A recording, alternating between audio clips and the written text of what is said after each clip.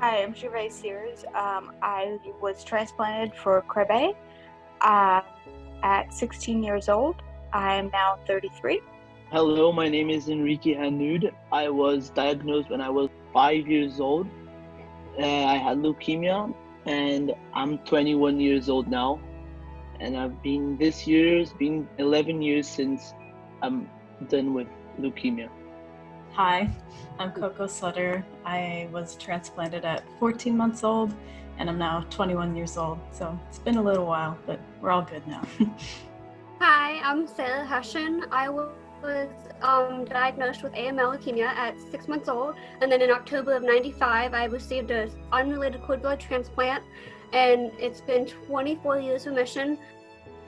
I'm Connor. I had cancer when I was 6 years old, and I'm 26 now.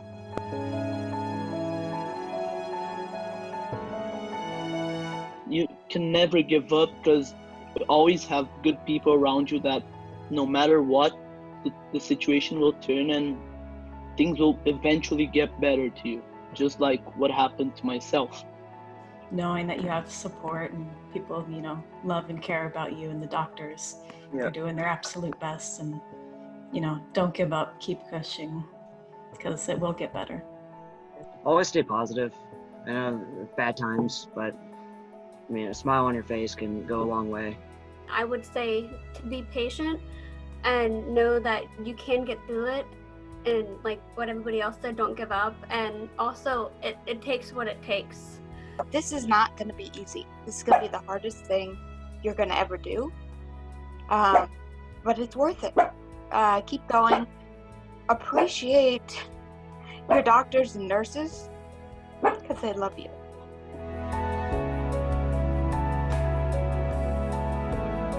I remember playing with lightsabers with Dr. Martin, playing the game rooms with the kids on the hall. I remember some laughing, talking, telling stories, and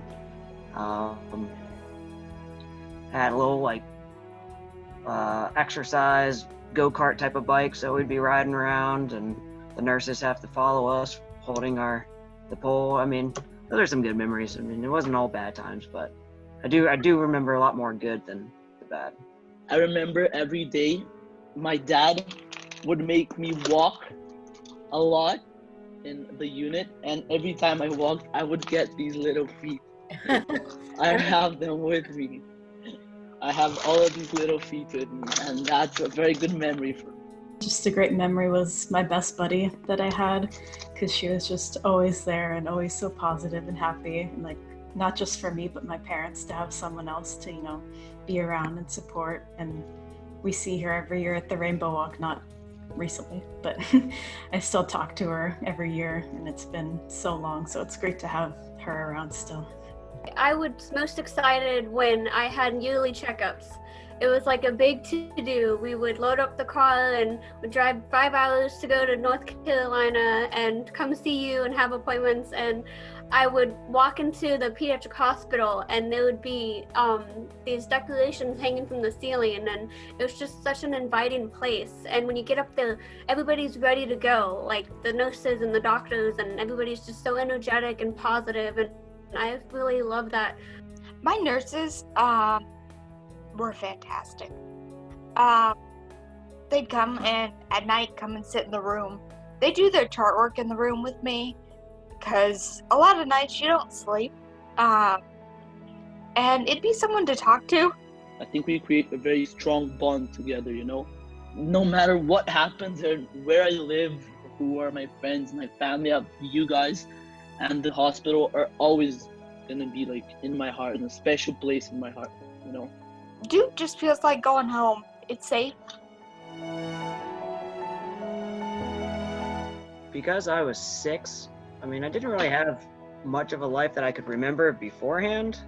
So, the only life I know is after cancer. So, it doesn't really, this has been my whole life. Since, 6 years old. So, mean, there's nothing I'd change about it. People ask me, do you wish you didn't have cancer? No. I mean, I wish I love my life. I can help kids or adults who are going through it now. I mean, I wouldn't change my life for anything. Mm-hmm. I'm thankful to be here today. I'm thankful to have my family. Everyone's healthy. So yeah, I'm just very thankful. For me, when I was a kid, I really didn't understand what was going on, but I knew who my friends were, of course. And for me, one of the hardest part was being far away from them.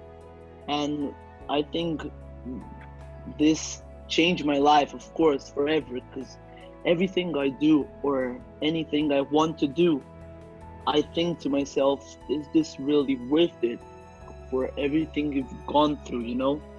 I think it changed my life a lot, yes. I mean, it saved my life, so I'm actually here today to be able to talk to everyone. I guess the only kind of hard part is just, with some, I don't know, medical stuff that maybe is hard for other people to understand sometimes, like with memory issues and stuff, but it's just how I am, and I'm doing fine. Life is good, so it's all worth it. I think it changed my family's life the most, but for me, it is my life because I was a baby, so I didn't know anything. I grew up this way, and I wouldn't change anything about myself. I accept everything that I am, and I'm so grateful for everything you've done for me to be me. So thank you. It fixed 2 holes in my brain that were doing a lot of destruction to my life, to my body. And so it repaired that. It also gave me life. You all are just amazing. You may not know, but I can tell you. Duke is a phenomenal facility, and yeah, thank you.